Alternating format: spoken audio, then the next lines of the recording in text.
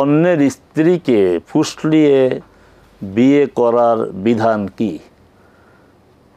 এই যে বিষয়টির এই শুনলেই তো একটা আপত্তিকর মনে হয়, কারণ একজন স্ত্রী আরেকজন স্বামীর স্ত্রী এবং তাদের দাম্পত্য জীবন চলছে, বিবাহিত জীবন চলছে।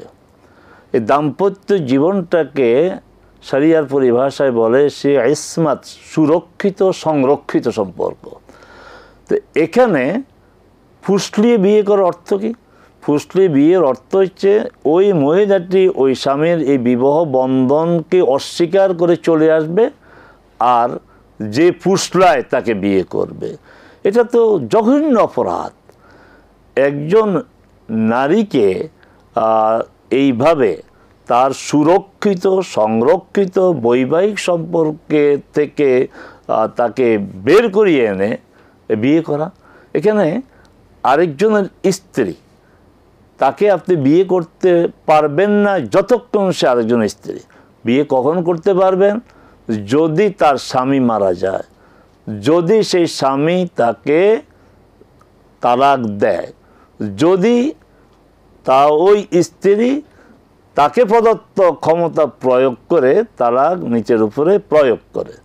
এখানেও কথা আছে, সেটা হচ্ছে এইভাবে বিবাহ বন্ধন থেকে মুক্ত হলেই বিয়ে করতে পারবে না, যে স্বামী তালাক দিয়েছে বাস পরের দিন বিয়ে, বা স্ত্রী তাকে প্রদত্ত ক্ষমতা বলে তালাক দিয়েছে পরেই বিয়ে। দুঃখজনক করে সত্যি এই ধরনের ঘটনা আমরা প্রত্যক্ষ করি, যে একদিকে একটা চাপ প্রয়োগ করে স্বামীর থেকে তালাক নেওয়া হয়, আবার আরেকদিকে কাজী বসা থাকে। ইন্না লিল্লাহি ওয়া ইন্না ইলাইহি রাজিউন। কাজীরাও তো কিছু শরীয়ত তো জানে। আপনি যে বিবাহটা আবার পড়িয়ে দিলেন, ইদ্যত কোথায় গেল? অতএব মারা গেলে ইদ্যত পালন করতে হবে 4 মাস 10 দিন।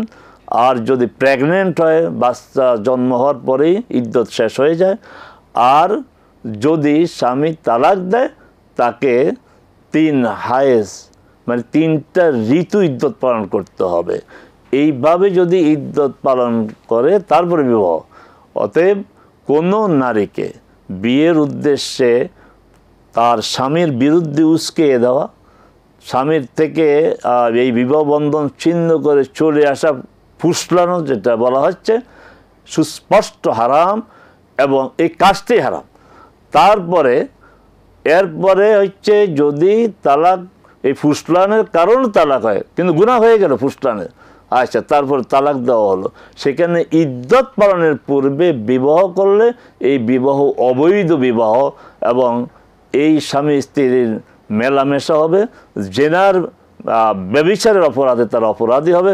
আল্লাহ সুবহানাহু ওয়া তাআলা আমাদেরকে এই ধরনের মারাত্মক অপরাধ থেকে দূরে থাকার তৌফিক দিন। আমাদের সমাজকে এই জাতীয় অপরাধ থেকে আল্লাহ সুবহানাহু ওয়া তাআলা পবিত্র রাখুন।